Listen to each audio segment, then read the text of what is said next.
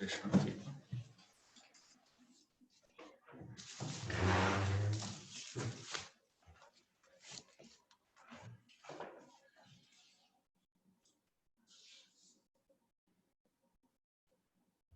Tá? Então, a gente vai estudar hoje em biomecânica a biomecânica dos ossos, tá? Algumas coisas relativas à biomecânica óssea vocês já conhecem, já foram faladas em anatomia ou então em cinesiologia, tá? Então eu vou reforçar algumas coisas e apresentar algumas novidades para vocês. Então assim, no corpo existem 206 ossos, né? Um adulto tem 206 ossos, uma criança tem um número maior de ossos por conta das epífises de crescimento. Então, até as epífises de crescimento se fecharem, né, e fazendo com que os ossos se fundam, a criança tem 270 ossos. Os adultos têm um número menor, são 206 ossos. Esses ossos se juntam para formar o esqueleto. E o esqueleto ele pode ser dividido em duas partes, esqueleto axial e esqueleto apendicular. O esqueleto axial corresponde aos ossos localizados no eixo, localizados na cabeça e no tronco. Então, os ossos do crânio, a coluna vertebral todinha, né, cervical, torácica, lombar, sacro, cóccix, e a caixa torácica, que é formada por externo e pelas costelas, formam o esqueleto axial, né? Axial significa eixo, né? Então são os ossos que estão localizados mais aqui no centro, mais no eixo. Os outros ossos, os ossos do membro superior e do membro inferior, juntos formam o esqueleto apendicular. Apendicular vem de apêndice. Apêndice significa algo que está pendurado. Os membros superiores e os membros inferiores estão pendurados ao tronco, né? Então, por isso, esqueleto apendicular. Então, da clavícula e da escápula para baixo, no membro superior, é parte do esqueleto apendicular. Do osso do quadril, ilho, isquio e pubis para baixo, esqueleto apendicular também. Tá? Então, os ossos do membro inferior e do membro superior formam o esqueleto apendicular e os ossos do tronco, da cabeça, né, localizados neste centro, neste eixo, formam o esqueleto axial. O esqueleto, né, ou os ossos, tem 5 funções. Tá? A primeira delas é a de sustentação do corpo, do peso do corpo. Então, a sustentação do corpo acontece graças ao esqueleto. Segunda função dos ossos, participa do movimento articular. Né? Os ossos eles servem como alavancas, realizando o movimento articular, permitindo o movimento humano. Terceira função, proteção de órgãos e vísceras. Aqui eu tenho vários exemplos para dar para vocês. O crânio, por exemplo, faz a proteção do encéfalo, né, que é a parte mais superior do sistema nervoso central. A coluna vertebral serve, claro que não só, né, mas também para proteger a medula espinhal. A medula espinhal passa no canal medular, que é um canal que está dentro da coluna vertebral. Então, a coluna vertebral faz a proteção da medula espinhal. A caixa torácica citada há pouco, composta pelas costelas e externo, faz a proteção dos órgãos torácicos, faz a proteção dos pulmões e do coração. Algumas estruturas abdominais localizadas na parte mais superior do abdômen, localizadas logo de baixo, logo inferiormente ao diafragma, também acabam recebendo alguma proteção da caixa torácica, mas especialmente os pulmões e o coração. E um outro exemplo, a pelve. Na pelve nós temos o útero, na pelve nós temos a bexiga, na pelve, apoiada sobre a pelve, há o intestino delgado. Então, esses órgãos pélvicos, né, abdominais, localizados mais inferiormente no abdômen, são protegidos pelos ossos da pelve, são protegidos pelos ossos do quadril, ilho, isquio e pubis, formam uma espécie de uma bacia que recebe e protege estes órgãos e vísceras. Tá? Então, eis a terceira função. Então, eu falei de sustentação do corpo, né, do peso corporal, eu falei da participação dos ossos no movimento, né, realizando alavanca, realizando movimento articular, permitindo o movimento do corpo, e agora a de proteção de órgãos e vísceras importantes. Quarta função, formação de células sanguíneas. Dentro do osso, um espaço chamado medula óssea, existe a formação de células sanguíneas, sobretudo de células de defesa, né? Como plaquetas, leucócitos, são formados dentro da medula óssea. Então, o osso tem essa função também. E, por fim, o armazenamento de sais minerais. Os sais minerais utilizados pelo corpo são armazenados nos ossos, tais como cálcio e fósforo. Tá? Então, vários sais minerais estão armazenados nos ossos e à medida que o corpo demanda, que o corpo precisa desses sais minerais, o osso libera esses sais minerais para que o restante do corpo utilize-os. Tá certo? Então, essas são as 5 funções do esqueleto, são as 5 funções dos ossos. Existe uma divisão que vale para os ossos longos, que vocês já conhecem. Epífises, proximal e distal, e diáfise. Existem também as metáfises. Metáfise é aquela linha que liga a diáfise às epífises, né? Então, nós temos a epífise proximal, que está localizada mais proximalmente no osso longo, a epífise distal localizada mais distalmente no osso longo, e o corpo do osso longo corresponde à diáfise. No encontro da diáfise com a epífise proximal, existe uma metáfise, a metáfise proximal. E mais distalmente, entre a diáfise e a extremidade mais distal, que é a epífise distal, está localizada a metáfise distal.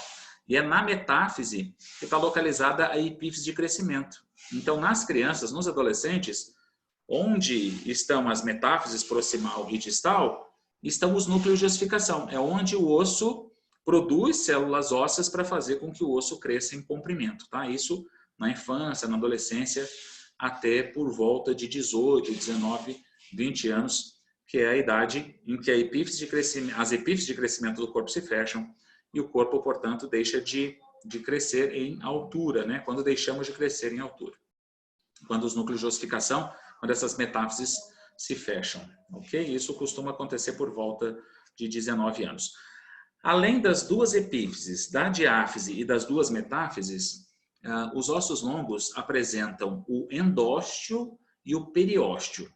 Periósteo eu já tinha falado para vocês. Periósteo é aquela camada mais externa do osso. E a única parte inervada do osso. Então, periósteo é como se fosse uma membraninha, uma capinha, que reveste todos os ossos do corpo. Ele é chamado de periósteo e ele é inervado. A parte mais interna do osso é chamada de endósteo. Endo significa dentro, né? Ósteo, osso. Então, é a parte interna do osso. Periósteo, ósteo significa osso, peri, vem de periferia. Periferia é aquilo que está em volta, aquilo que está ao redor. Então, aquilo que está ao redor do osso, mais externamente no osso, é chamado de periósteo. E a parte mais interna, né, o conteúdo do osso, é chamado de endósteo. O endósteo é bastante vascularizado, mas não é inervado. Então, tem vasos sanguíneos, mas não tem terminações nervosas. A parte mais externa do osso, chamada periósteo, essa tem inervação e tem também vascularização. Ok? Então, epífises, proximal e distal, são as extremidades, né? Respectivamente proximal e distal do osso. A diáfise, que é o corpo. As metáfises são linhas que ligam a diáfise às epífises. E o osso pode ser dividido em parte mais interna, parte mais externa. A parte mais interna é chamada de endósteo. A parte mais externa, né, de fora, é chamada de periósteo. Outra coisa. Existe uma classificação para os ossos, para o esqueleto, que leva em consideração o formato.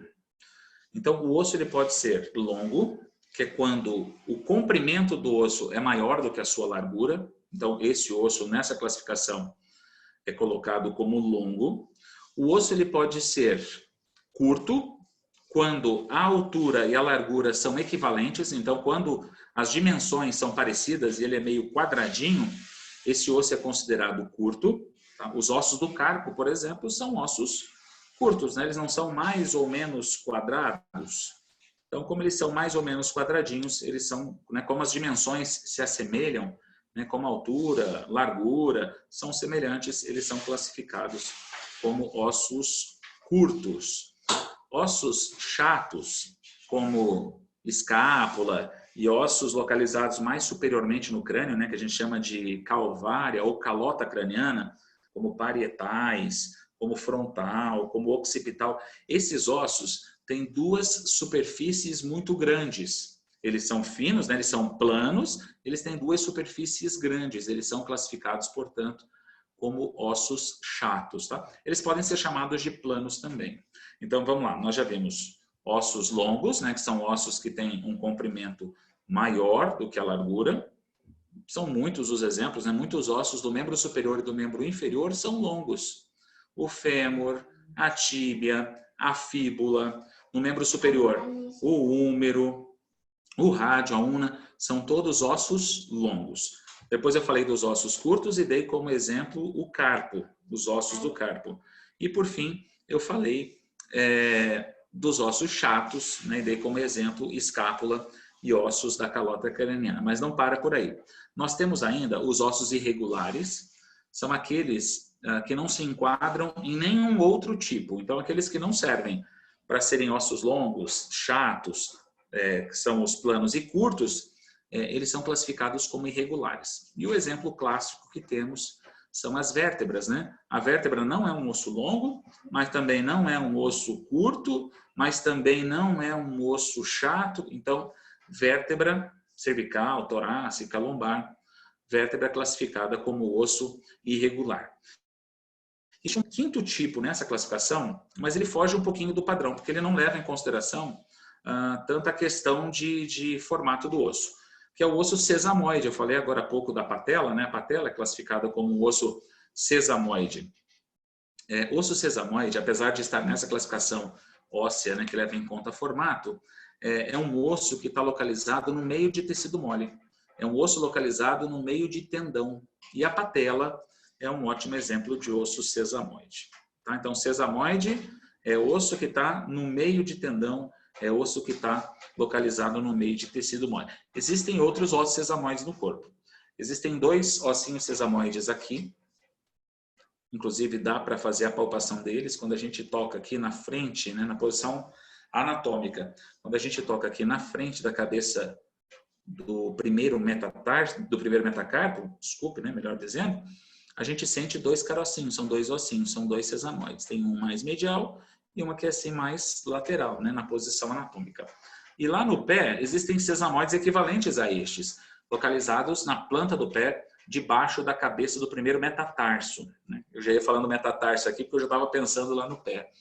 Então, na frente da cabeça do primeiro metacarpo, tem dois ossinhos sesamoides. Debaixo, lá na base do hálux, debaixo da cabeça do primeiro metatarso, existem dois ossinhos sesamoides também.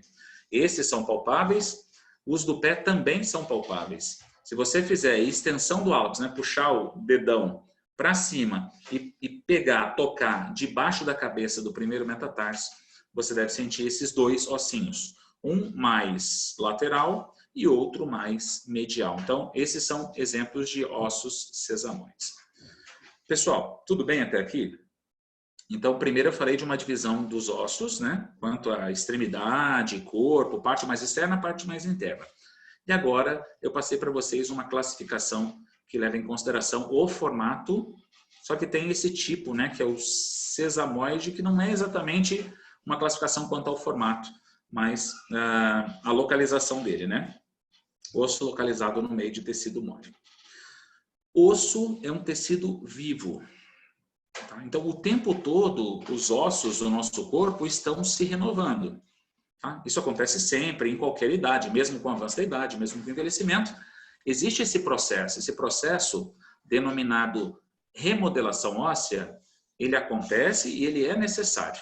É assim que o osso se renova. Para que o osso continue realizando as suas atribuições, né, para que o osso continue executando bem essas funções que foram faladas no início da aula de hoje, o osso precisa se renovar. O tempo todo, o osso velho, aquela matriz óssea envelhecida, precisa ser retirada e eliminada. E o osso novo, matriz óssea nova, precisa ser depositada. Então, uma síntese óssea precisa acontecer. Esse processo constante e necessário, chamado remodelação óssea, precisa acontecer em equilíbrio. Então, o tempo todo, osso velho sendo retirado, sendo extraído e eliminado pelos osteoclastos, né, com a letra C. Osteoclastos são células ósseas responsáveis justamente pela reabsorção óssea, né? Pela retirada dessa matriz óssea velha, né? Que compromete a propriedade do osso, que compromete a realização das funções pelo esqueleto. Na mesma quantidade, né, a princípio deve existir um equilíbrio, deve existir uma homeostase entre essa retirada de osso pelo osteoclasto e a deposição óssea. A princípio, na mesma proporção, né, com a mesma intensidade, acontece a deposição óssea, a deposição de matriz óssea no lugar dessa matriz óssea envelhecida que foi eliminada. E a célula óssea responsável por essa deposição é o osteoblasto. Então, eu vou colocar aqui no chat para vocês, para que vocês não tenham dúvida e possam espiar ali a todo momento. Então, o osteoclasto é a célula óssea responsável pela reabsorção, responsável pela retirada, né, da matriz óssea. Osteoclasto com a letra C, certo? Então, o osteoclasto é o responsável por retirar a matriz óssea envelhecida e levá-la para a eliminação. Enquanto isso, os osteoblastos são os responsáveis pela deposição. São os responsáveis pela síntese, tá? Nesse caso, síntese e deposição são sinônimos de matriz óssea. Então, são dois tipos diferentes de células ósseas. O osteoclasto, fazendo a retirada do osso envelhecido, e o osteoblasto trazendo para aquele osso, a fim de repor, né, o osso retirado pelo osteoclasto, a matriz óssea nova. E assim o osso se renova, e assim nós garantimos a manutenção das propriedades do osso, das funções do osso. Então, peraí que eu estou digitando aqui, deposição, síntese de matriz óssea. Então, isso acontece pelos osteoblastos. Se existe um desequilíbrio na ação, na atividade de osteoclastos e osteoblastos, o osso adoece, né? E talvez se instale uma osteopenia / osteoporose. Osteopenia seria um princípio de osteoporose, tá? E a osteoporose é, como vocês já sabem, uma redução da densidade mineral óssea, uma diminuição da massa óssea que acaba comprometendo a estrutura do osso, deixando o osso mais frágil e com um risco maior de fratura, né? Então o osso fica fragilizado e o risco de fratura com isso fica maior, tá certo? Então, a princípio, precisa acontecer um equilíbrio entre os osteoclastos e osteoblastos. O nome dessa constante retirada pelos osteoclastos e deposição pelos osteoblastos é remodelação óssea. Então, se houver um desequilíbrio no processo de remodelação óssea, deve surgir uma osteopenia / osteoporose. A osteopenia, pessoal, é como se fosse uma osteoporose incipiente, uma osteoporose inicial. Já existe uma perda de massa óssea anormal, né, patológica, mas essa perda de massa óssea ainda não seria suficiente para caracterizar uma osteoporose. Então, é algo que antecede a osteoporose. E a tendência é a progressão, a tendência é a evolução. Muito provavelmente, quem tem uma osteopenia, se não mudar o seu estilo de vida, seus hábitos de vida, se não combater aqueles fatores de risco da osteoporose que podem ser modificados, né, chamados fatores de risco modificáveis, a tendência é que aconteça a evolução. E a osteopenia se transforme numa osteoporose leve, e se a pessoa continuar não fazendo nada, não fizer atividade física, não fizer fisioterapia, não modificar a alimentação, a tendência é que essa osteoporose leve se transforme numa moderada e a moderada se transforme numa avançada, numa osteoporose avançada. E claro que quanto mais avançada é a osteoporose, maior é o risco de fratura, tá? E alguns detalhes. A osteoporose é uma das principais causas de morte, de óbito em idosos. Não é a osteoporose em si que mata, né? Mas as doenças oportunistas provocadas pela fratura, a fratura que ocorreu a partir de uma osteoporose. Então, olha o que pode acontecer com um idoso que tem osteoporose e sofre fratura. Tem a fratura, tem a queda, tem a fratura. Muitas vezes a fratura antecede a queda, muitas vezes tem a fratura do colo femoral, por exemplo, e em função da fratura sofre a queda. Claro que eu posso cair, bater o meu quadril no chão, tendo uma osteoporose no colo femoral e ter a fratura do colo do fêmur. Mas em 60% dos casos, primeiro acontece a fratura, em função de uma contração muito forte, em função, né, do colo femoral estar muito poroso, extremamente fragilizado, em função de um movimento realizado mais bruscamente, com mais amplitude, acontece a fratura e em função da fratura a queda, tá? Essa costuma ser a sequência mais comum, tá? Então, tem a fratura, tem a queda, aí muitas vezes é um idoso longevo, que tem mais de 80 anos, que já tem uma série de comorbidades, já apresenta uma série de doenças, como diabetes, hipertensão, ele acaba não tendo indicação de cirurgia. Então, vai passar um longo período acamado, vai ficar sempre deitado, no máximo sentado, não vai ficar de pé. Afinal de contas, a consolidação óssea ela é particularmente lenta, né, se tratando de um osso com osteoporose. E a pessoa acamada, provavelmente já tem uma fragilidade do sistema cardiovascular, respiratório. Então, pode ser que aconteça uma pneumonia, pode ser que aconteça trombose venosa profunda pela falta de movimento, pela falta de movimentação, de contração muscular de membro inferior. Pode acontecer a formação de um trombo, esse trombo pode se soltar, pode chegar ao cérebro, pode chegar ao pulmão, provocando a embolia cerebral, pulmonar, isso pode matar. Então, uma embolia gordurosa, uma pneumonia, uma embolia cerebral pulmonar, essas doenças oportunistas, elas podem acontecer, né, pelo longo período acamado, num idoso que sofreu fratura, e isso pode levá-lo ao óbito, tá? Então, a osteoporose, né, ou as complicações de uma fratura pela osteoporose constam como uma das principais causas de morte em idosos, tá? De óbito em idosos. Mas aí depois a gente conversa mais sobre a osteopenia e a osteoporose. Vocês entenderam o que é a remodelação óssea? Então, é um processo natural, constante, né, que acontece sempre, e necessário de renovação do osso.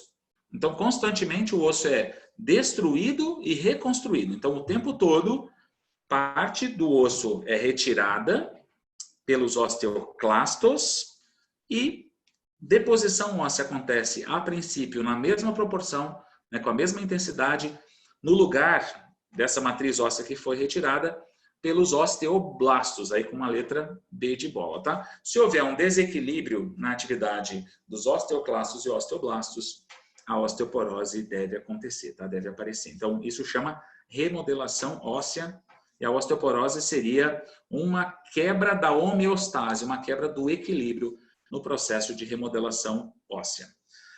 Vocês têm alguma dúvida sobre osteoclastos e osteoblastos? Então, osteoclasto, com a letra C, é uma célula óssea responsável pela retirada da matriz óssea, retirada e eliminação da matriz óssea velha. E osteoblasto, né, com a letra B, é a célula óssea responsável pela deposição, né, pela reposição da matriz óssea, a fim de manter as propriedades do osso, a fim de manter a força do osso, a resistência dele, para que ele continue executando normalmente as suas funções.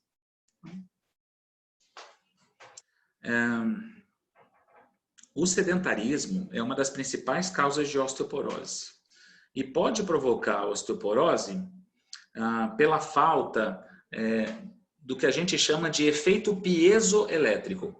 Os osteoblastos não são as células ósseas responsáveis pela deposição de osso. Os osteoblastos são ativados quando o osso recebe impacto, quando o osso é comprimido, quando o osso recebe impacto, quando o osso é utilizado, os osteoblastos são ativados. Quem é sedentário, quem é inativo, então assim, movimenta muito pouco o corpo, não descarrega tanto peso nos ossos. Com isso, os osteoblastos não são tão bem ativados e isso deve gerar um desequilíbrio na atividade dos osteoclastos e osteoblastos. Tá bom? Bom, o nome disso é efeito piezoelétrico, tudo junto, piezoelétrico com a letra Z. Vou colocar aqui, ó. O efeito piezoelétrico, ele funciona da seguinte maneira. Olha lá, efeito piezoelétrico, coloquei no chat, tá? Como se escreve piezoelétrico. Funciona mais ou menos assim. Quando um osso é comprimido, quando um osso recebe carga, quando existe contração da musculatura que está fixada num determinado osso, Impulsos elétricos são produzidos dentro do osso. Esses impulsos elétricos são o que a gente chama de efeito piezoelétrico. Então, só um pouquinho. Dá uma olhadinha. Quem está passando para baixo e para cima aqui enquanto eu estou dando aula? Passa na minha frente, passa atrás. Oi, gente. É ele que está abrindo a cortina aqui, tá? Ele mexe na cortina aqui desse lado, estão vendo? É ele que pula na janela do lado de cá. É ele que está fazendo essa bagunça toda aqui. Pessoal, então assim, quando um osso se movimenta, quando um osso recebe carga, quando existe contração, produzindo uma tração no osso, impulsos elétricos são produzidos dentro do osso. E esses impulsos elétricos são os responsáveis pela ativação dos osteoblastos. E aí, quando o osteoblasto é ativado, passa a trabalhar mais e ocorre com isso um aumento na deposição óssea. Por isso que sedentarismo é um dos principais fatores de risco da osteoporose, porque quem é sedentário não descarrega tanto peso nos ossos, não contrai tanta musculatura, então não há tanta tração nos ossos, não há tanto efeito piezoelétrico, não há uma adequada ativação dos osteoblastos e a deposição óssea fica carente, fica deficiente e a tendência é que devagarzinho a osteopenia apareça e mais tarde a osteoporose. Tá bom? Entenderam o que é o efeito piezoelétrico? Então é um fenômeno, né, de produção de impulsos elétricos dentro do osso, responsável pela ativação dos osteoblastos, fazendo com que os osteoblastos produzam mais osso, aumentando a deposição óssea, aumentando a matriz óssea. E esses impulsos elétricos são produzidos a partir do momento em que o osso é utilizado, a partir do momento em que o osso recebe carga, sofre impacto, ou então produz tração no osso a partir da contração da musculatura. Então é importante fazer atividade física, com impacto, né, para se ter bastante ativação dos osteoblastos e se ter um osso mais resistente, um osso mais forte, menos propenso à osteoporose, menos propenso à fratura. Por isso que, pensando na prevenção da osteoporose, preconiza-se a atividade física de alto impacto. Tá? O ideal é desde cedo, né? Então, sugiro para vocês, principalmente mulheres, né? Uma vez que as mulheres são mais acometidas pela osteoporose, a realização de atividade física com impacto, tá? Com bastante impacto desde já. O sedentarismo é um fator de risco tão importante que, mesmo uma pessoa tendo uma série de fatores de risco da osteoporose, realizando atividade física com impacto sempre, né, desde a juventude, muito provavelmente, né, apesar dos vários fatores de risco apresentados, a pessoa acaba não desenvolvendo osteoporose. Né? Tamanha proteção aos ossos, à osteoporose, que a atividade física concede. Tá bom? Isso que eu coloquei ali como efeito piezoelétrico é chamado também de lei de Wolff, mas o Wolff não é o Wolff de lobo, tá? É o Wolff com 2 Fs. Então assim, ó, lei de Wolff com 2 Fs.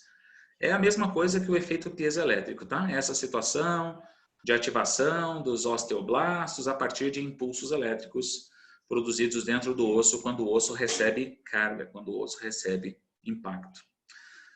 Uma curiosidade, as pessoas mais baixas, né, que têm menor estatura, e mais leves, né, que têm menor peso, elas estão mais propensas à osteoporose.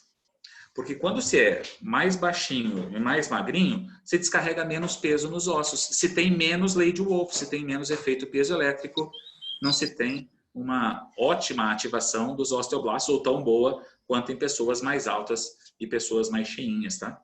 Então, nesse caso, ser baixa e magra significa estar mais propensa a desenvolver osteoporose do que ser alta e ser gordinha, tá? Então, mulheres mais baixas, mais magras, têm uma chance maior de desenvolver osteoporose. Mas, claro, não estou querendo dizer que necessariamente pessoas baixas e magras terão osteoporose. Assim como não estou querendo dizer que quem é mais alto e mais gordinho está imune à osteoporose. Gente, tudo é possível. Até porque a osteoporose é multifatorial.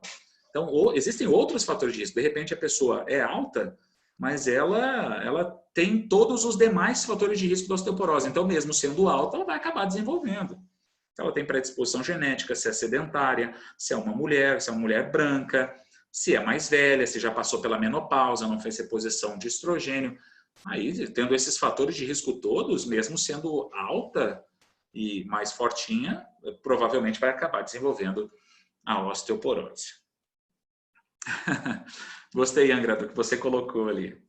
Depois eu vou falar da osteoporose, vou falar dos fatores de risco, aí eu explico isso tudo melhor para vocês, tá? O porquê do sedentarismo, por que mulher branca, por que baixa, magra, por que as mulheres que gostam de bebidas com cafeína, né, café, tem alguns chás também que tem cafeína, né, chá mate, chá preto, por exemplo. Por que essas estariam mais propensas a ter a osteoporose? Então depois, esperem, depois a gente vai conversar melhor sobre isso tudo. Alguma dúvida até aqui, pessoal, nessa biomecânica óssea? Entenderam o que é a lei de Wolff, o efeito piezoelétrico? Entenderam o que é remodelação óssea? Função de osteoclasto, função de osteoblasto? Perfeito?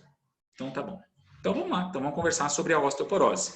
É o que eu tinha para falar sobre o osso normal, eu já apresentei a vocês.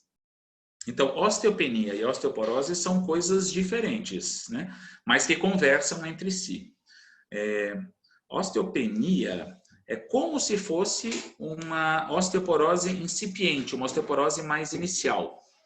E existe a possibilidade, a tendência é essa, né, de evolução da osteopenia para uma osteoporose.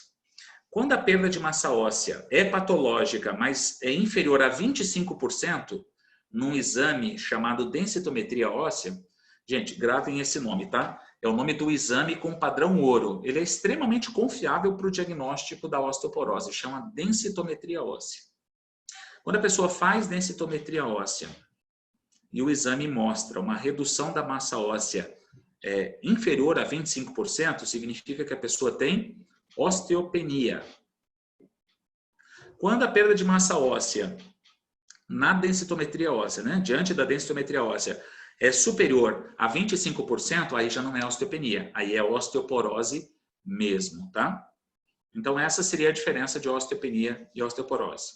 Então, por exemplo, a pessoa faz uma densitometria óssea e no laudo consta, na conclusão do exame consta perda de massa óssea de 18,5% no colo do fêmur direito. Então quer dizer que ali existe uma osteopenia. Perda de massa óssea entre 10% e 25%, classificamos como osteopenia.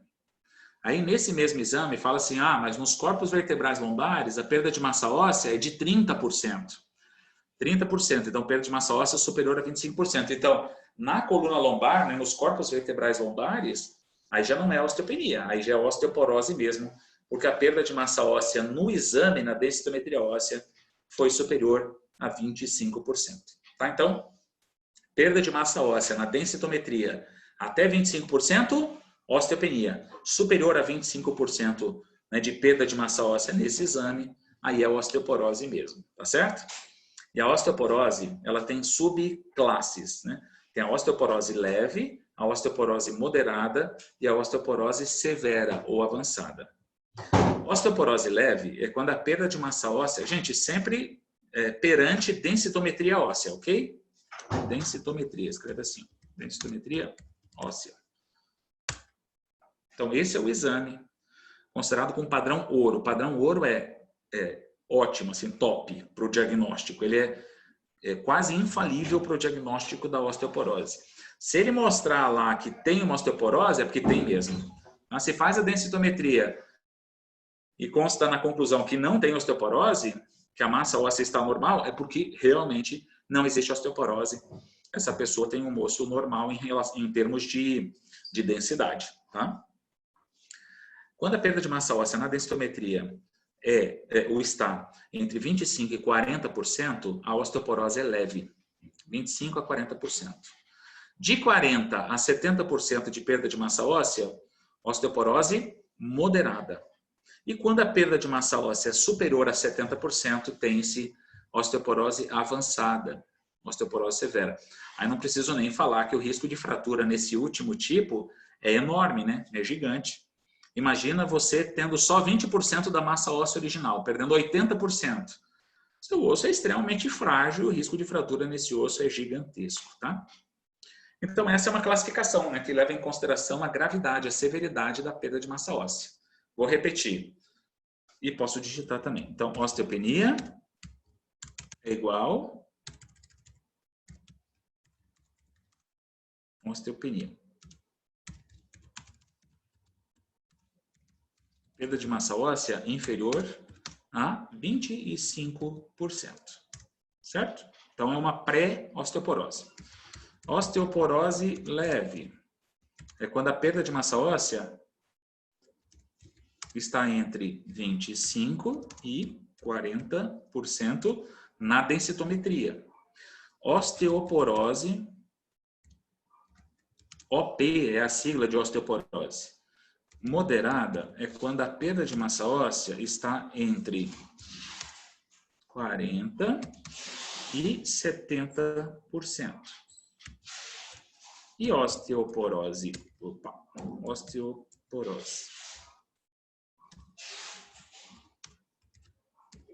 avançada é quando a perda de massa óssea é superior a 70%.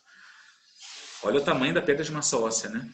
Uma pessoa tem menos de 30% da massa óssea original, que deveria ter. Então, olha o tamanho da perda de massa óssea. O risco de fratura é gigantesco, porque a estrutura, né, a arquitetura desse osso está completamente comprometida. E o risco de fratura é muito grande. Tá certo? Tá. Eu estou falando aqui como se todo mundo soubesse o que é osteoporose, né? Querem anotar uma definição? Eu posso passar para vocês a definição da OMS e do ACR. OMS é a Organização Mundial da Saúde. E ACR são as primeiras letras em inglês de Colégio Americano de Reumatologia. Então, anotem aí, por favor. Vou falar devagarzinho para vocês anotarem. Depois eu explico a definição, tá? Depois eu traduzo a definição para vocês. Então, por enquanto, só copiem, por favor. Então, osteoporose, né, de acordo com a OMS e o Colégio Americano de Reumatologia,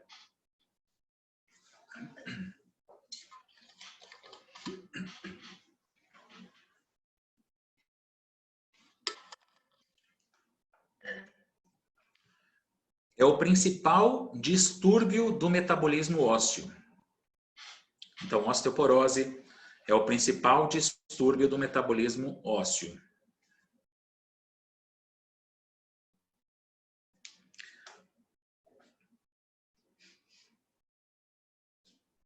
Sendo caracterizada. Gente, vocês querem que eu fale devagarzinho para vocês copiarem? Às vezes eu estou falando devagarzinho, ninguém está copiando, aí eu vou tocar o barco aqui. Ah, então beleza. Então vamos lá. Tá, muita gente falando que sim, está copiando, né?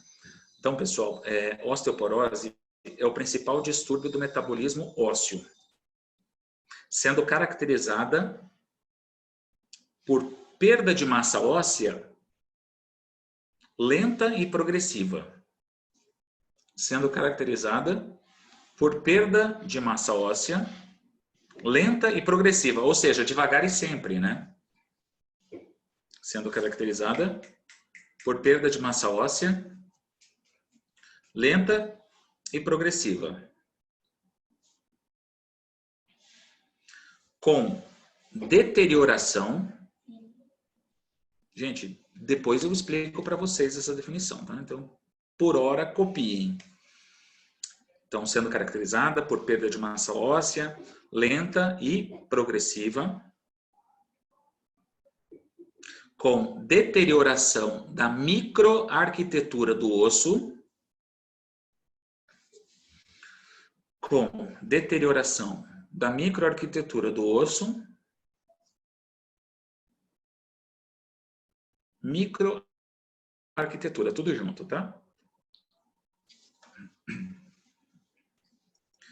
Deixando-o mais frágil e suscetível à fratura. Então, com deterioração da microarquitetura do osso, deixando-o mais frágil e suscetível à fratura.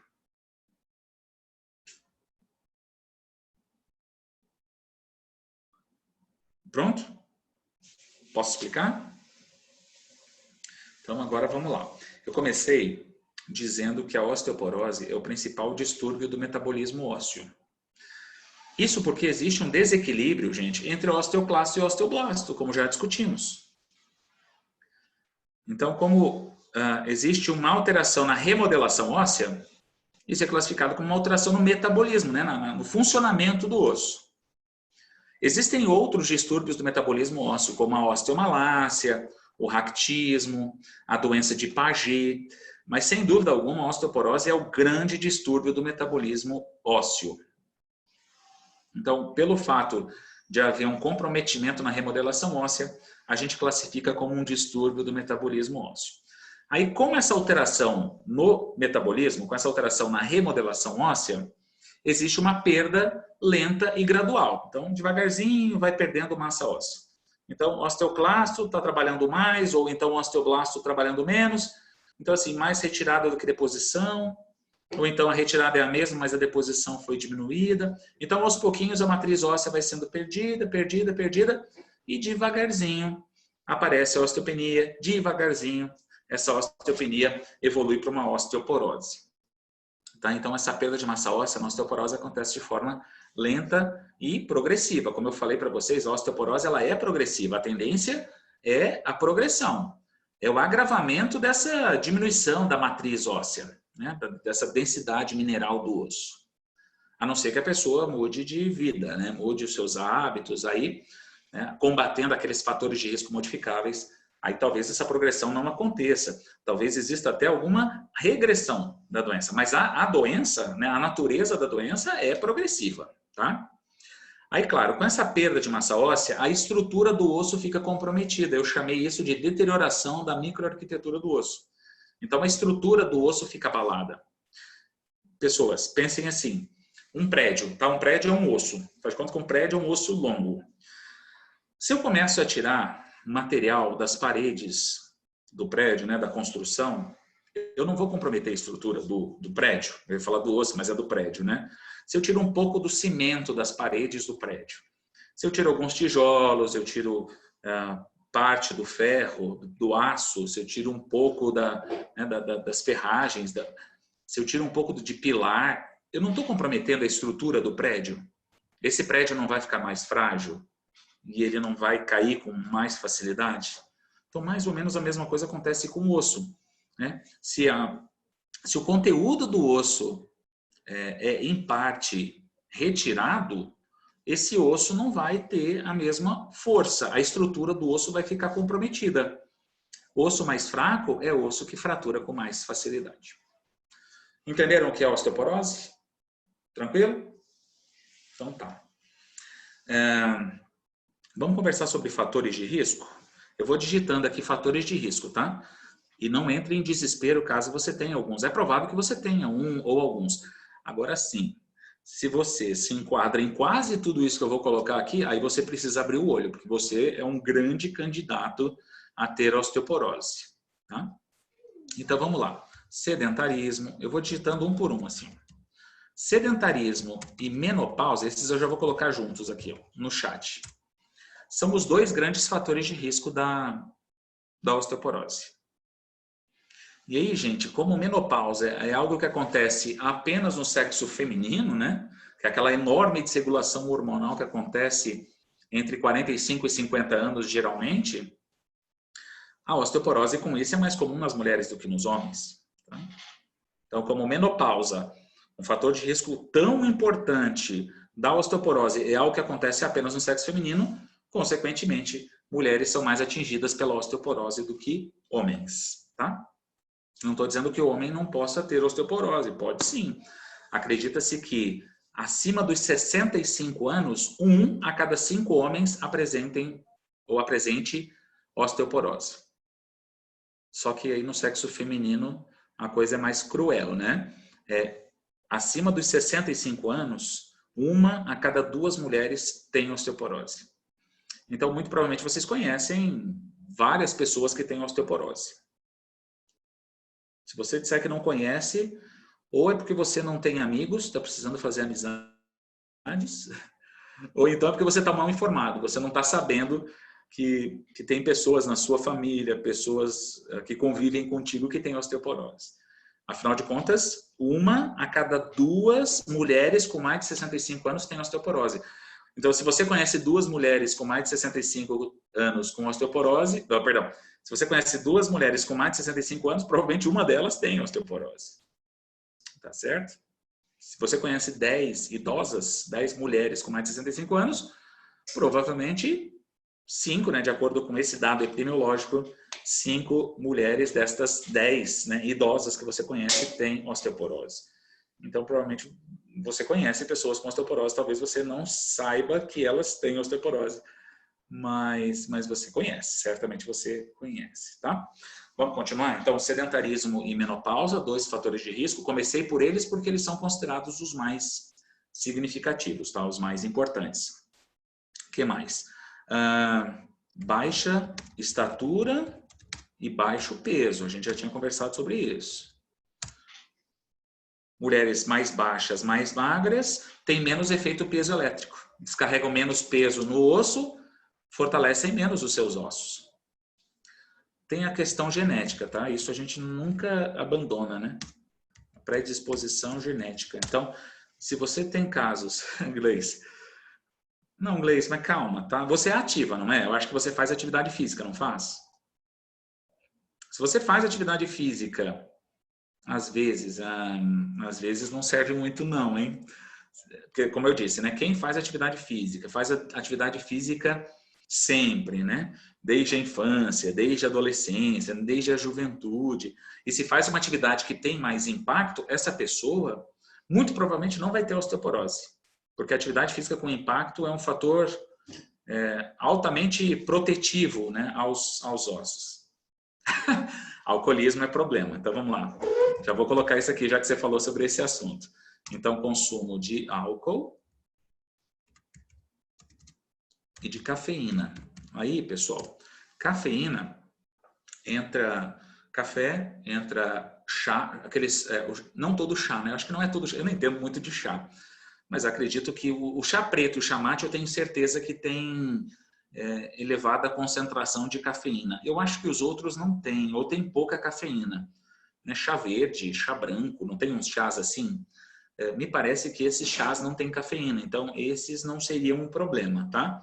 Agora, café, né, chá preto, chá mate, bebidas, refrigerantes escuros, né? Coca-Cola, Pepsi, essas bebidas têm cafeína, então elas devem ser consumidas com moderação, tá? Pensando, eu sei que Coca é uma delícia, né? Mas não estou dizendo que você precisa abandonar completamente, né, as bebidas com cafeína, abandonar completamente café, o tanto que café é gostoso.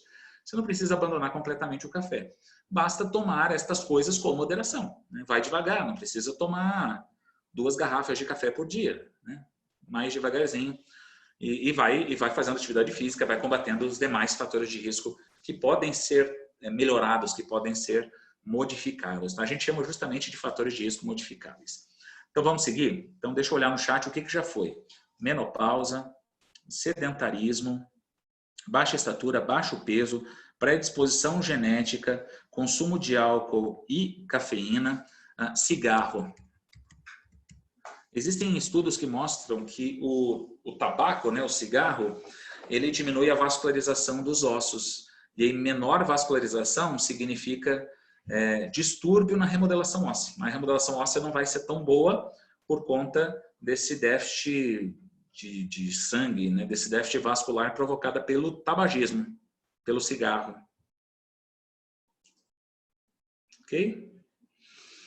O que mais? Vamos ver, o que faltou? Alimentação pobre em cálcio. Então, vou colocar aqui dieta pobre em cálcio.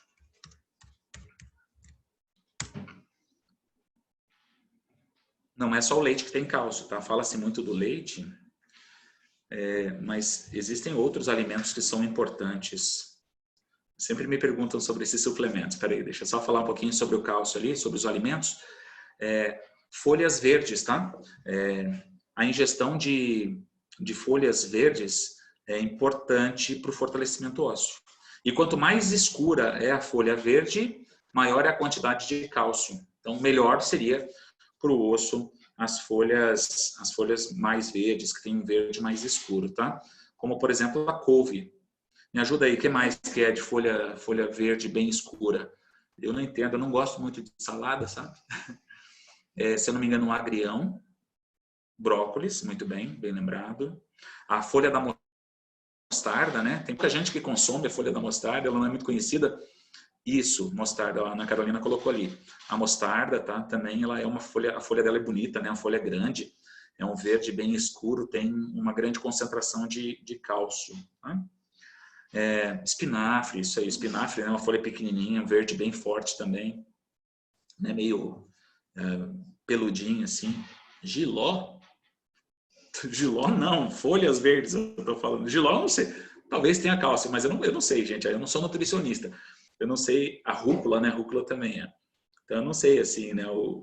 Os componentes de cada vegetal, tá? Então o jiló, eu não sei assim, mas a gente acha que não come a folha do jiló, né?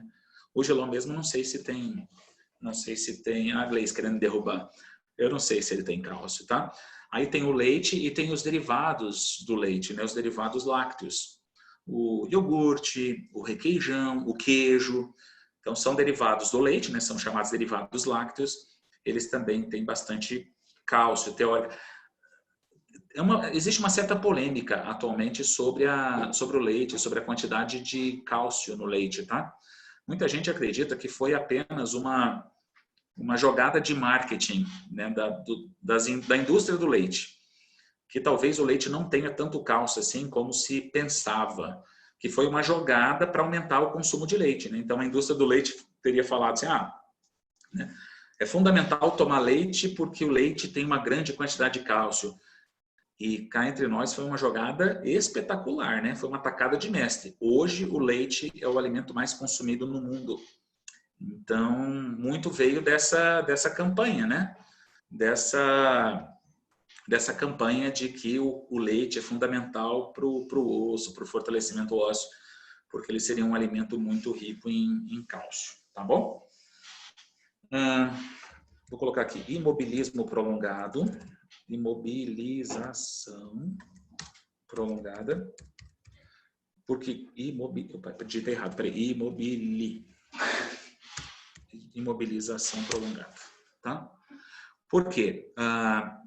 Se você tem uma fratura e fica com uma articulação, né, alguns ossos parados, imobilizados, sem descarregar peso neles por algum tempo, você não vai ter um bom efeito piezoelétrico. Então, uma imobilização prolongada favoreceria o aparecimento também de uma osteoporose, tá? Distúrbios endócrinos, então quem tem doenças endócrinas, hipotireoidismo, hipertireoidismo, por exemplo, está mais propenso a ter osteoporose. Endócrinos, né, hormonais. Então, a presença de alguma doença, né, que comprometa a produção de hormônio é um fator de risco também.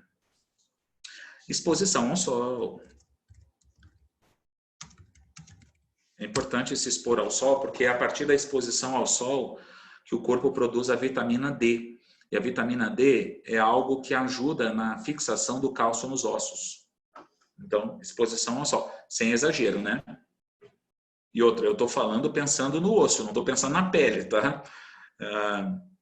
Aí se você conversar com um dermatologista sobre isso, exposição ao sol, ele fala, não pode, né? Mas assim, pensando na pele, claro, existe o risco de melanoma, de câncer de pele. Eu acho que é o câncer mais comum, né? Que existe, é o câncer de pele. Mas assim, pensando no osso, a exposição ao sol é bom. Tem que tentar achar um meio termo, tá? Os livros de reumatologia costumam indicar, pensando no fortalecimento ósseo, exposição de 20, 30 minutos em dias alternados. Tá? E aí, pensando na pele, seria bom fugir daquele horário em que se tem maior quantidade de raio ultravioleta, né? Aquele horário das 10 da manhã até 4 horas da tarde, seria interessante fugir um pouquinho desse horário, pensando em proteger a pele, né? Fortalecer ossos, protegendo a pele.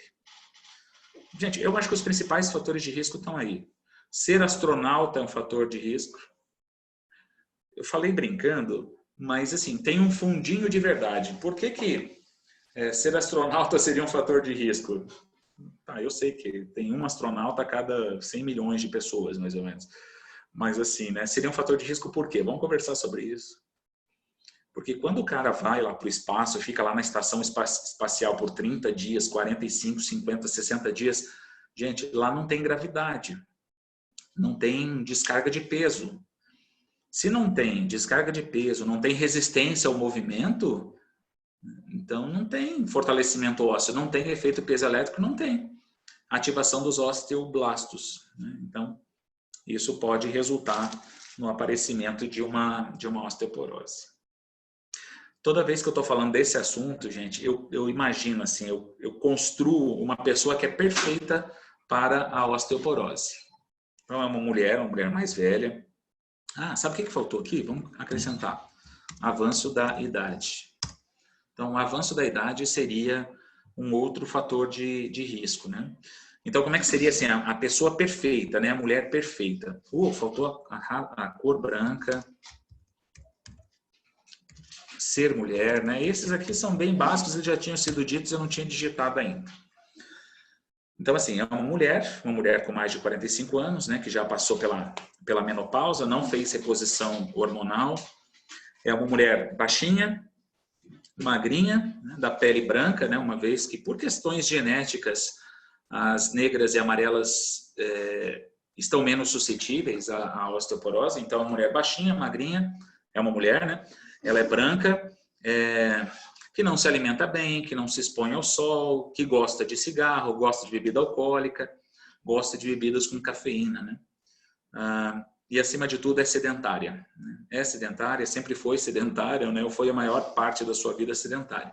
Então, essa é a mulher ideal, né? Esse é o perfil ideal para a osteoporose.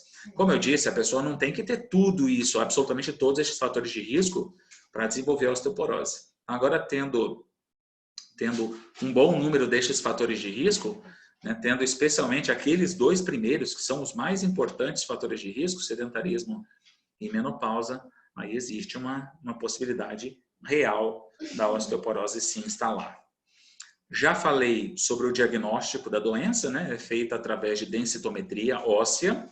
Dense vem de densidade, metria significa medida, óssea, osso. Então, é o exame que mede a densidade óssea, que mede a densidade do osso. Radiografia não é um bom exame para o diagnóstico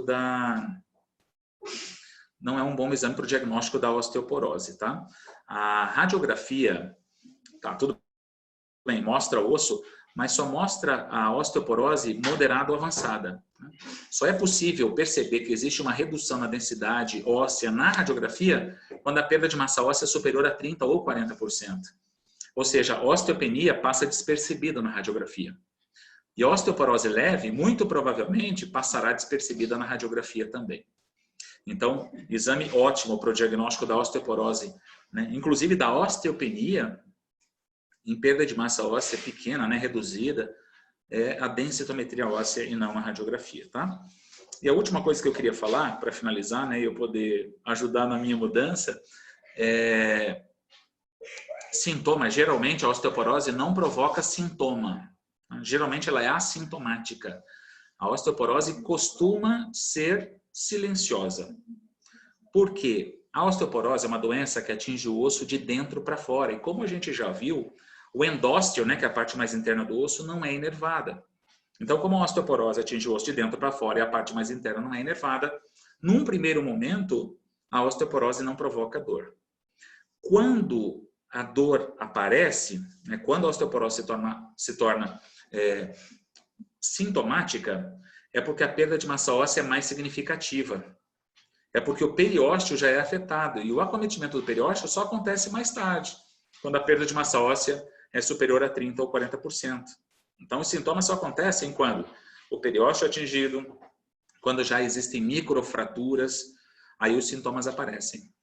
Então, por isso que, como a diabetes, a hipertensão, a osteoporose é considerada uma doença silenciosa. Num primeiro momento, na osteopenia, na osteoporose leve, a pessoa não deve apresentar sintomas, tá? Quando tem osteoporose e tem sintomas ligados à osteoporose, significa que o problema é mais sério, que a pessoa já tem uma osteoporose moderada ou avançada, que ela já tem microfraturas em função dessa osteoporose, indicativo de que o periósteo, que é a única parte inervada do osso, já está afetado, tá?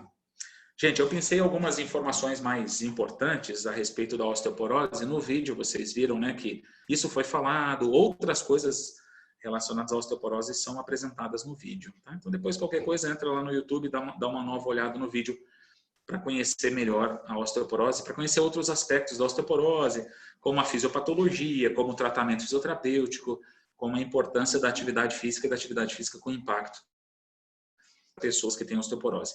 A atividade física é importante, né? Com impacto é importante tanto na prevenção quanto no tratamento da osteoporose. Quando a osteoporose já está instalada, a atividade física com impacto precisa ser realizada. Apenas precisamos cuidar com o risco de fratura, né? Uma atividade física com alto impacto não poderia ser feita por quem tem osteoporose moderada ou severa, tá? Está indicada para prevenção, está indicada para osteopenia, talvez indicada numa osteoporose leve, uma atividade física com alto impacto. Quem tem osteoporose moderada, quem tem osteoporose mais avançada, deve realizar atividade física, deve ter impacto, só que deve ser uma atividade com baixo impacto, porque precisamos pesar o risco de fratura, né? Já que esse osso tem uma fragilidade acentuada. Beleza? Então eu vou encerrar aqui a gravação. Vocês têm alguma pergunta, pessoal? Então tá. Mariana, Ana Carolina já sinalizaram que está tudo bem. Interrompi a nossa gravação.